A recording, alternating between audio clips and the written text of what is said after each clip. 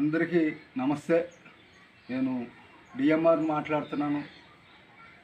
మన భారతదేశంలో సెక్స్ వర్కర్ల విషయంలో మన ఆంధ్రప్రదేశ్ రెండో స్థానంలో ఉందని, మన తెలంగాణ, తెలుగు రాష్ట్రమైన తెలంగాణ 5వ స్థానంలో ఉందని, మన కేంద్ర ప్రభుత్వం ఆధీనంలో ఉన్నటువంటి పిఎంపిఎస్సి ఒక సంస్థ విడుదల చేసినటువంటి రిపోర్ట్లో ఉంది.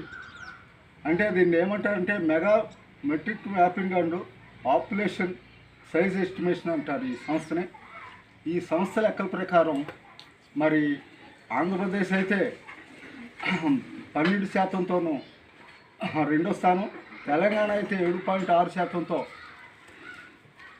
5వ స్థానంలోనూ ఉన్నాయి.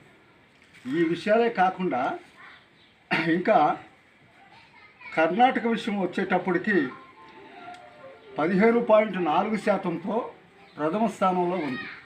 మహిళా సెక్స్ వర్కర్లు మరి ఈ లెక్కలు మరి ఈ సంస్థ తీసింది. మరి మనం చెప్పుకోవటానికి చాలా ఘోరంగా ఉన్నాయి ఈ లెక్కలు. ఎందుకంటే ఎవరు కావాలని సెక్స్ వర్కర్గా మారాలని కోరుకోరు.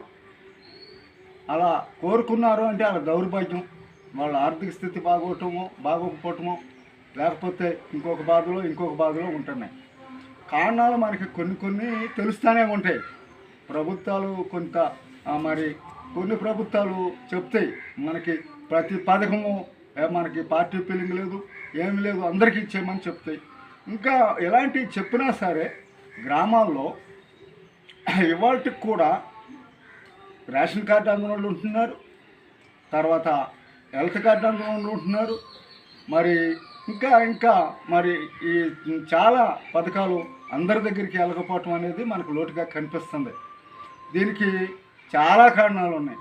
ఎందుకంటే గ్రామస్థాయి నాయకుల్లో మరి కొన్ని వాళ్ళ భావోద్వేగాల ప్రకారం నడుస్తారో మరి ఏంటో మనకు అర్థం కాదు. కానీ ఇలాంటి చాలా పథకాలు అందకుండా మరి ఆ పథకాలు అందినా మరి దానివల్ల లబ్ధి పొందిన ఏదన్నా మంచి లేకపోతే పెద్ద ఏదన్నా అనారోగ్యం కానీ ఇంకా ఏదన్నా బాధలు వస్తే తట్టుకోలేని పేద ప్రజల్లో నుంచే ఈ సెక్స్ వర్కర్స్ వస్తారని మన అభిప్రాయం. అయితే మరి ప్రభుత్వాలు చిత్తశుద్ధితో పనిచేసి ఏదైనా స్పెషల్ డ్రైవ్ పెట్టేసేసి వీళ్ళు గ్రామాల్లో అందరికీ అందుతున్నాయా ఈ పథకాలు అనేవి చూస్తే కొంచెమన్నా మనం కంట్రోల్ చేసి కొంతమందిని రక్షించిన వాళ్ళం అవుతాం.